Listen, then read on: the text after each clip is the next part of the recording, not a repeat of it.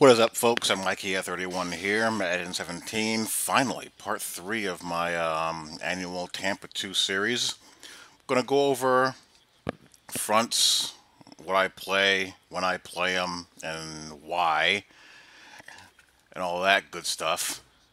And typically, I'm usually in under or over. I'm hardly ever in I hardly ever am in over plus. Wide nine sometimes if I'm going up against a stretch fanatic who insists on, wanting to run wide, and I just kind of wanted to say, hey, buddy, if you're going to do it, it's going to be negative yardage for you. Um, I'll go into wide nine. I'll go into 4-3 normal occasionally. 4-3 normal, usually I'm bringing a zone blitz or a YOLO blitz. Like when I'm bringing, two deep gap shoot. I like that play. And LB zone blitz. Fire free.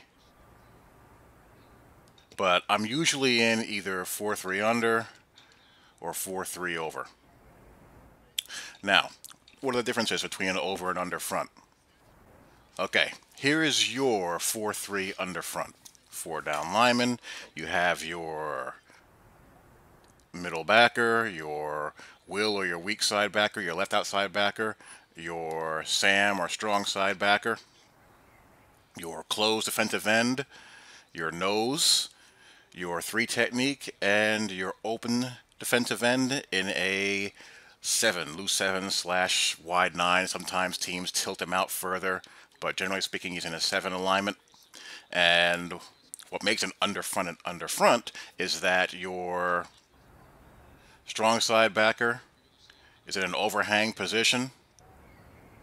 Your under tackle is on the weak side of the formation.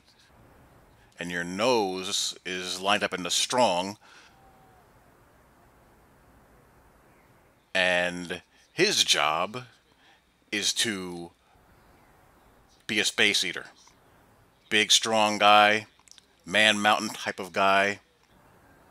His job is to free up the will to scrape over against strong side runs, as well as help shield the Mike backer. You have your close side, strong side defensive end, and your overhang outside backer. He's the hammer, he's the force defender. He can't get hooked, he can't get reached, he can't get kicked out of there. Your under tackle. He's basically a third defensive end. He's your 3 technique defensive tackle. He's in a hard position to double team by alignment. He's on the inside shoulder of the tackle, left tackle, outside shoulder of the left guard. His job is to own this gap right here. And you have your speed rushing and defensive end as well. Reason why he's such a problem to double team, let's say you double team him with the guard and the tackle here, well, that leaves a defensive end one-on-one with a tight end or a back. If you try to double team him with the guard and the center and try to double team, well, yeah, tough block. If you try to double team with the guard and the center, well, that just leaves a easy inside move, rip move inside to get into the backfield. So he's a tough hombre to deal with. Now, generally speaking, a 4-3 under front is stronger against the run than an over. Now, the thing is about the game is that the game does not designate full-time or permanent strong and weak side players, so it'll do, if you use auto flip, which I do, it does a good job of aligning your defense to the strength. I mean, I would love to have this guy here be my full-time strong side defender, meaning that if it auto flips, he's always going to be flipped to the strong side, and this guy be my weak side defender. So same thing with him. But the game doesn't do that. Instead, it just aligns based off of strength. But the good news is that it'll generally place your guys in the right spots and the right roles to do what they need to do. So, again, generally speaking, you want your best defensive tackle as far as pass rush is concerned and athleticism in the three technique spot, the number one spot in your depth chart, your best pass rusher in this open side, your kind of hybrid 3-4 type defensive end who can, play the run as well as provide pass rush here on this close side as well. Your hammer here, your athletic freak of a linebacker who can scrape over and make plays on both sides of the B gap, and of course your middle linebacker who, has a gap responsibility on both sides, and he is protected by the nose, who's going to draw the two guys more often than not. And if he can't, then it's going to be a long day for him because he's going to have a guard right in his face. So that's how it works in the real world. In the game, it translates okay. I like to play a heavy dose of cover 4 in base situations to get both safeties in the run fit, so I'm not outnumbered in the run fit. The way the run fits in this game works, as you can see, there's no secondary run fits here. The corner, the deep safety, and the other corner here. It's all, safety, in the box safety, linebackers, and your defensive line. In quarters coverage, both safeties are in the run fit as they should be, which is why I like to play it in base situations, first and 10, second and 8, or when I feel like my opponent is going to run to make, the third down more manageable, stuff like that. And of course, you can play it in pass situations as well, but I prefer to use it as my base run defense set. Now, this is a 4-3 over front. What's the difference between an over front and an under front? I like the over front in base passing situations for a couple of reasons. One is that against the run, you have a B gap bubble here and here, as well as an A gap bubble here. So against a power running game, you could be in for a world of hurt. Now, that's mitigated somewhat by the 3 technique flipping from the weak side to the strong side. Again, your best overall defensive tackle, pass rush, block shedding, strength, all of that has to play this role. And in this over front, he has to give support for both the strong side backer. Again, they don't flip in this game, and the middle in the middle backer because of this A gap bubble here and this B gap bubble here. Your nose as well has to be a hoss in this set as well. And you also have your closed side defensive end on the weak side of the formation. The open side defensive end is on the strong side of the formation. So basically the roles flip-flop with the ends and kind of sort of with the defensive tackles. There's more run responsibility here for the 3 technique as opposed to just being a straight ahead gap shooter in a stack or in a 4-3 under front. He's got to be more of an anchor in this set due to these 2 bubbles here.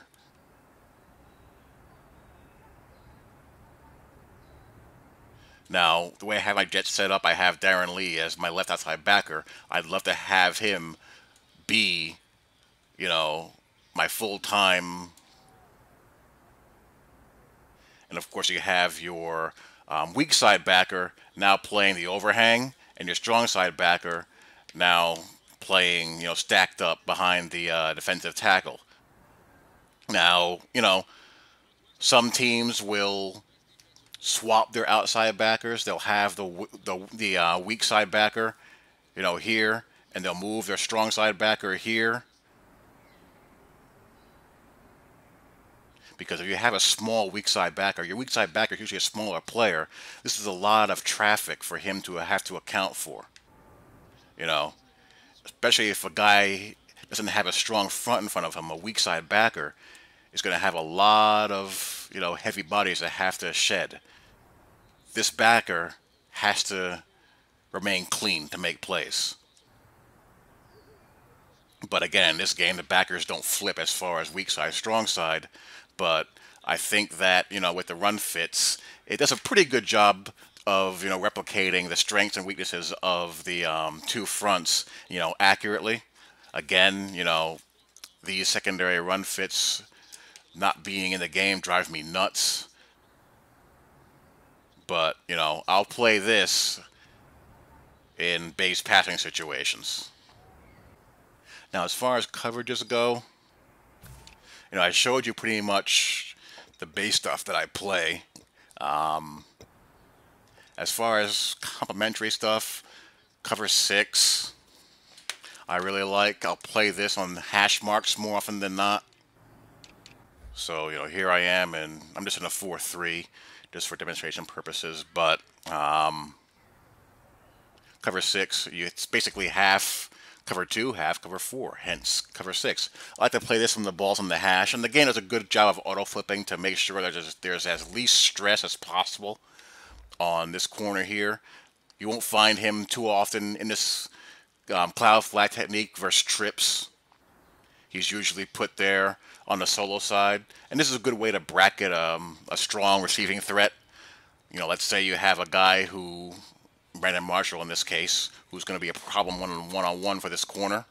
In this case, Webster Scrine. It gives you support over the top, and vertical hook down to seam. That allows you to play a one-on-one here. You got a quarter flat, which is basically halfway between a curl flat and a seam flat. He won't match as far as a seam flat. He'll kind of play it in between, and your, three receiver hook, and your deep quarter zone here. So in motion, it's going to look like this.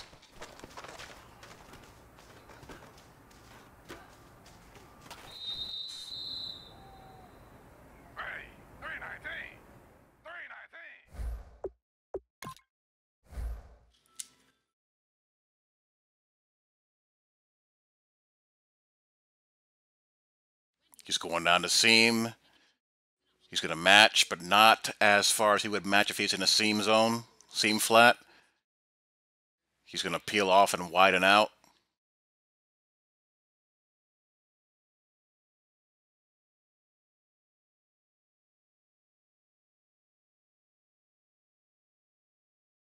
He's got his deep zone here.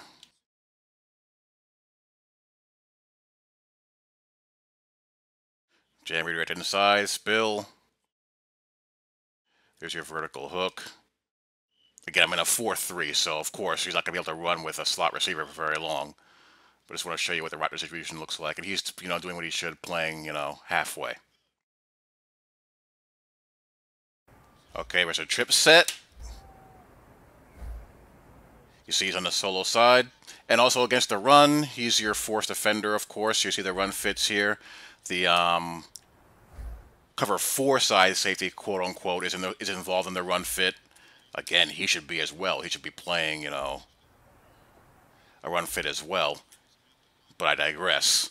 But anyway, you see against trips, he's on the solo side. And we'll see how the routes distribute. And of course, if you go over the top, you're going to change the technique that they're playing. Underneath, they'll go to hard flat.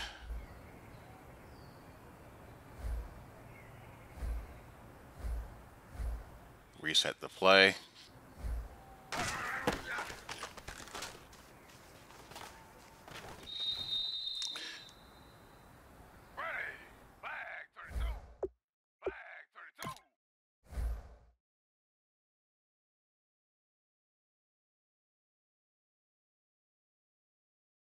Jam redirect.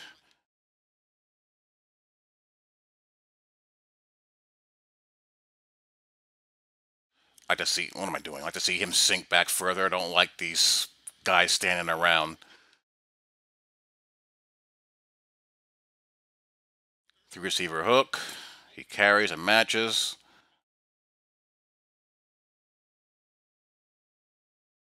Jam redirect, sink back. And there's your deep quarter.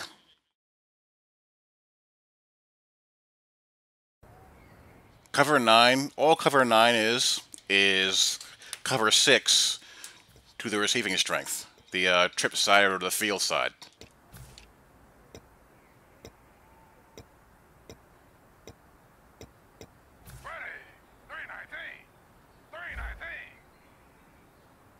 Also, you'll notice it's a soft squat because of that. It's not a cloud flat. Reason being is that a cloud flat, jam, redirect. You'll also notice that it's a soft squat as opposed to a cloud flat, which makes sense. You want that corner on the trip side to be sinking back further because it'll hang this safety out to dry. In a cloud flat situation versus trips, it just leaves him with way too much grass to have to account for. So you have your quarter flat to your left from the backer. Your cover 4 side is to the solo side. Your cover 2 side is to the trips. And the middle linebacker has a mid read.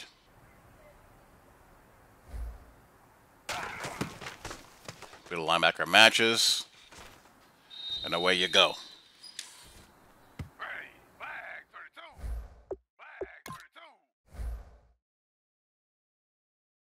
Again, whoops.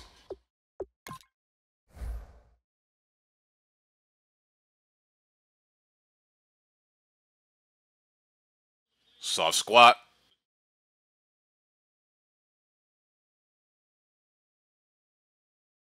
Redirects. I prefer to have him redirect inside and run, but as long as he's making him change direction, Revis can kind of play in between these two, which he does. As does he.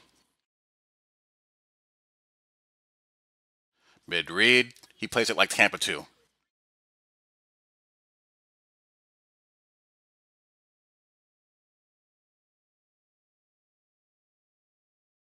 No one vertical. I like to see him just look for work and squeeze on that.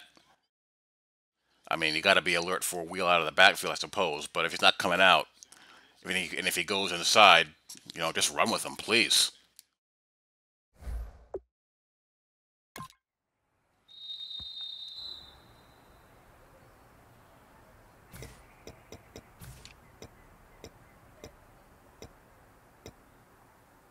Cover 3 cloud. I really like cloud coverage.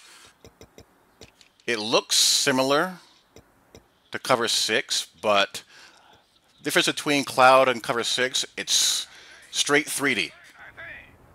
It's not quarters, halves. It's 3 deep rotation. You have your hard flat to your left, to the solo side, with a bracket over the top, underneath hooks, and this safety, as opposed to playing a quarters zone, he's rotating to the deep middle.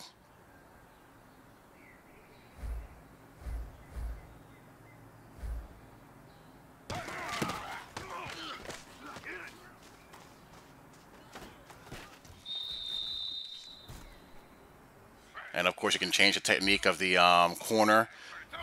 On 3rd and long yard situation, I'll go over the top and change him to a cloud flat. It also changes the zone to the slot corner, the trip side, to a curl flat. He still redirects and sinks back.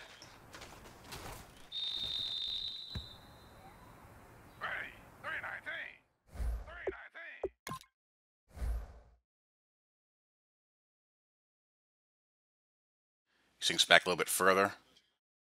And he's bracketed here over the top as well.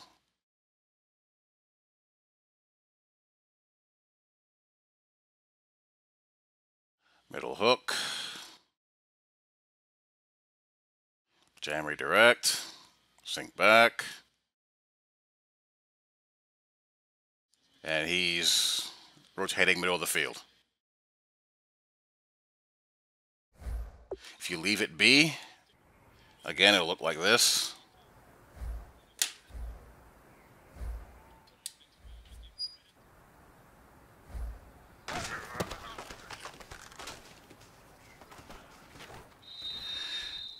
And of course, I'll mix in combo coverages, like I'll do this sometimes, and stuff like this, especially against compressed set junkies.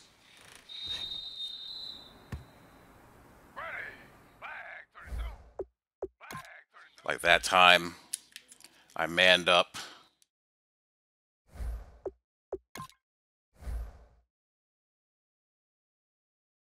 Like right here, I manned up this slot receiver. And I manned up him against this guy coming across. Stuff like that you want to mix in, especially against guys who abuse shotgun split coasts and, shotgun compressed and shotgun bunch sets. Those are a royal pain in the behind, and you'll have to.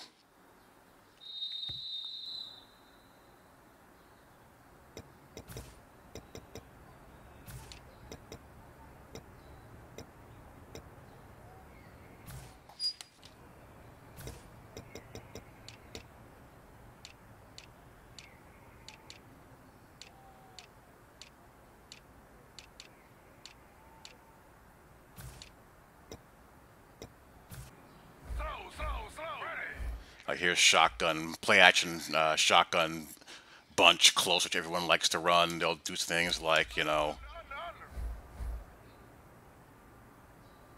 put this guy on a streak, motion snap him, and all that nonsense.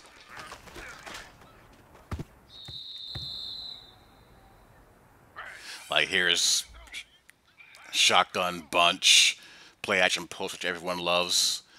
Guys will, I don't know, put this guy on a streak, slant this guy, might even motion snap this dude out, and do all kinds of things to whore out the AI.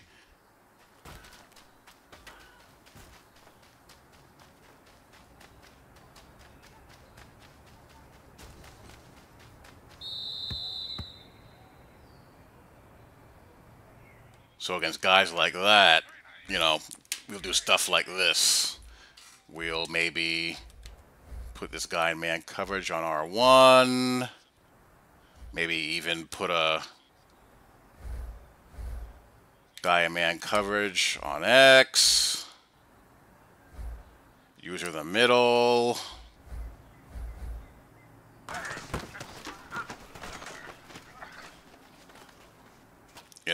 Stuff like that. So those are the kind of adjustments you want to make for guys who abuse these kind of sets and, do all kinds of nonsense. Double buzz I like a lot as well.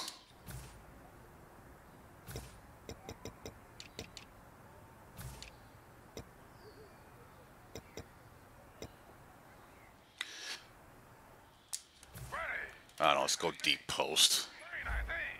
Deep run through here for the middle linebacker. And you have two hook zones as well with your safeties. And curl flat zones underneath.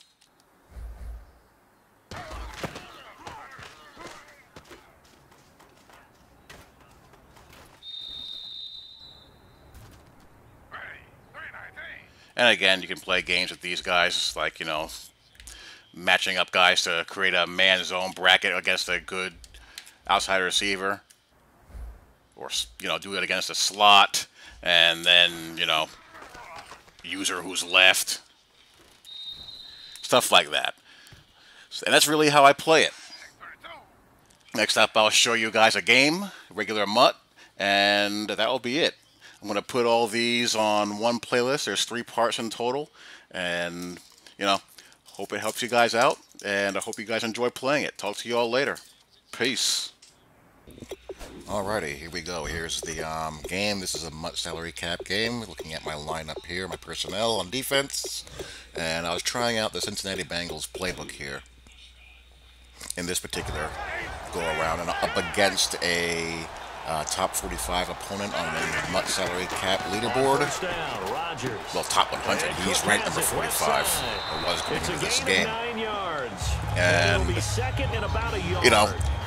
I'm just coming out really basic. I see a Julio Jones card out there, and the Julio Jones cards that are out are, you know, pretty insane. So I can't be overly disrespectful as I'm playing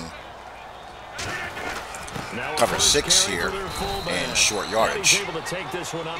I have the BCA Richard Sherman and the base elite Chris Harris there at corner. So, you know, he runs the fullback dive there, whatever. It beats being beaten over the top for a touchdown from 65 yards out. My run fits there. And early on, I feel pretty good about how my defensive line and my front seven are matching up versus offensive line. Again, I was in cover 6 there. He's got the legend Ricky Williams, and we're able to get him for just a 3-yard gain. So 2nd and 7. Well, the quarter ends. But 2nd and 7. I'm in Mabel here. This is I like Mabel versus trips in these types of downs and distances.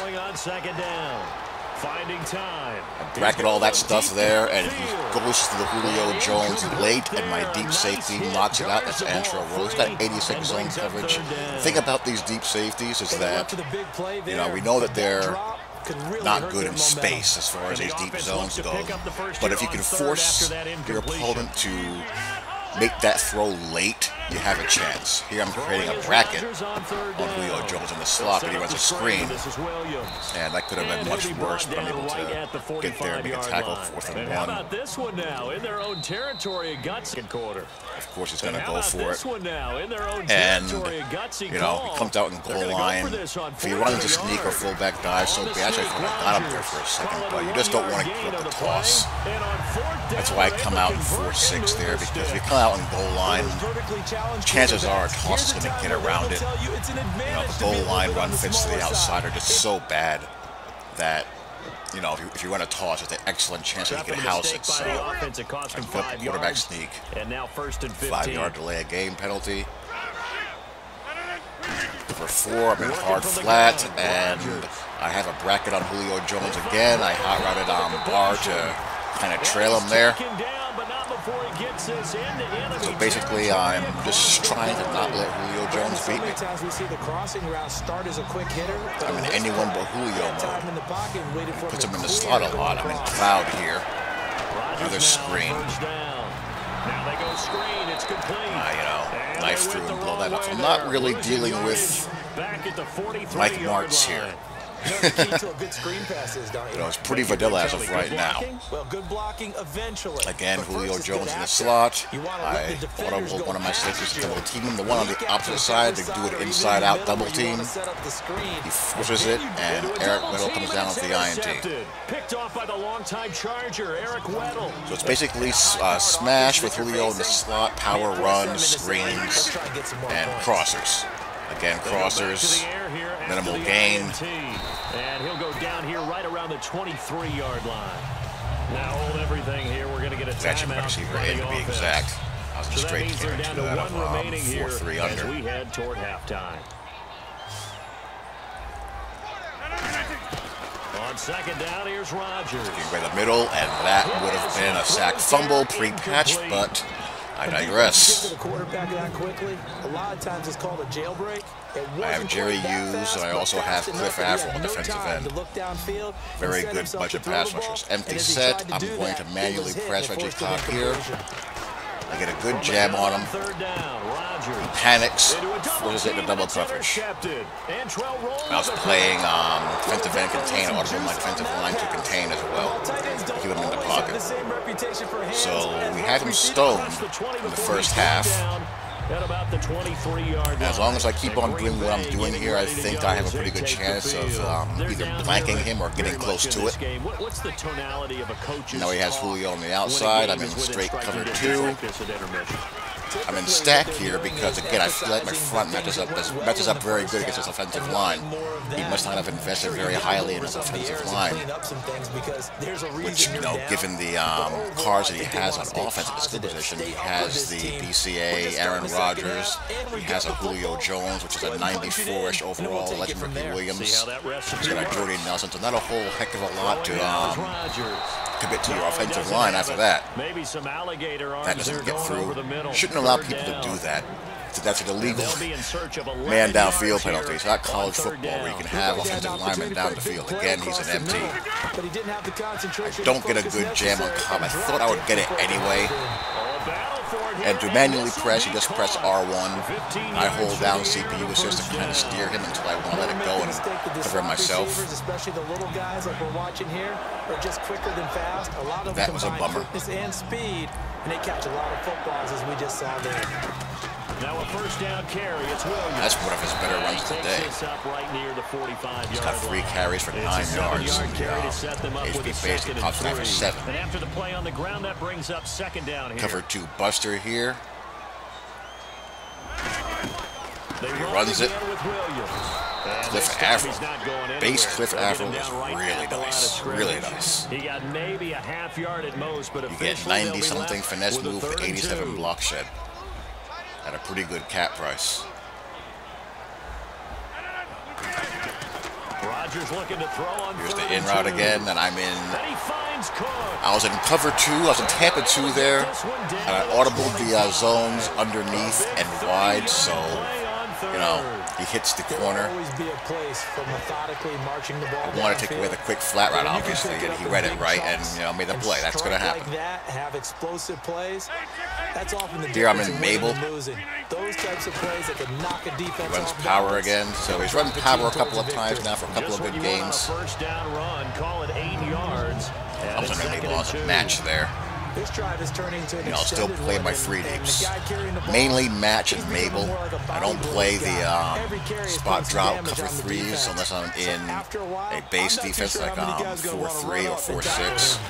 They'll try and run with their fullback dive. We almost stuff it again. It'll be a 3 inches, so more than likely he's going to be a QB sneak again. This will be the 8th play of the drive. I just don't want to surrender the toss. I just, play 4-6.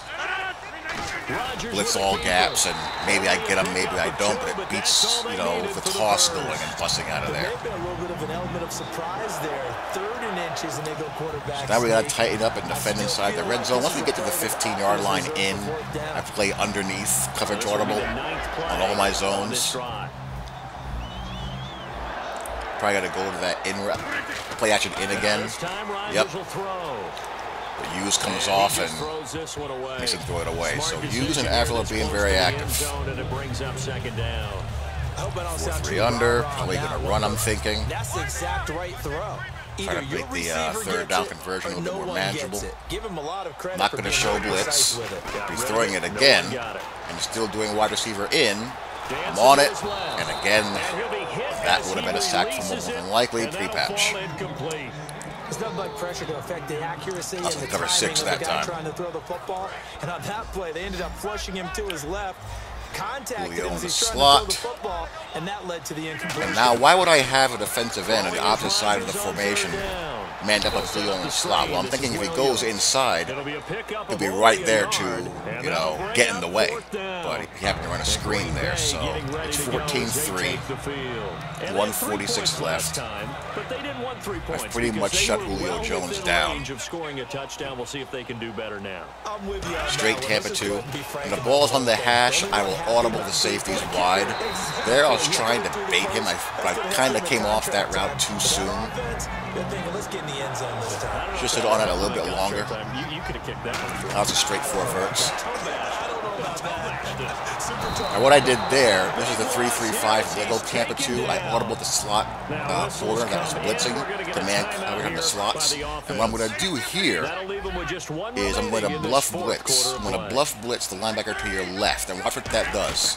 As the guard pays attention to him, he sinks back in coverage, and that frees the corner to come in untouched. And he throws the streak down the sideline in a hurry to Sherman. So that's a nice little wrinkle to mix in, is those bluff blitzes of the outside backers or maybe slot defenders from time to time. And we get a W. So that is it for the Tampa 2 series for this year. As you can see, I am up to number 304. I started out at 700 about 2.5 weeks ago. I was at 400 and something, 450 a week ago, and now I'm almost in the 200s. So let's go. Hope you guys enjoyed it. Talk to you all later. Peace.